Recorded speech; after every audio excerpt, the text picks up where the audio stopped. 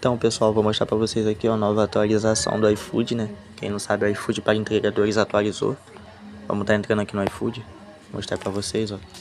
Aqui na página inicial de cara você já vê uma diferença bem grande, que é essa aqui, ó, rotas para entregar agora. Você aperta em cima, aí aqui vai aparecer as listas de rotas, tipo, se você tá num lugar bem movimentado, com bastante rota, aí vai aparecer aqui a lista de rota para você estar escolhendo a rota que você quiser fazer, entendeu?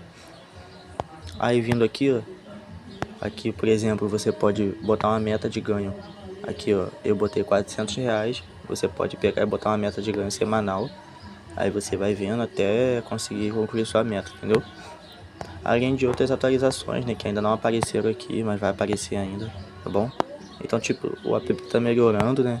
Eu acho, né? Então, tipo, é uma boa melhora para os entregadores. Eu acho que só falta agora aumentar o valor, né, mínimo das entregas de R$ 7 para 8, sei lá.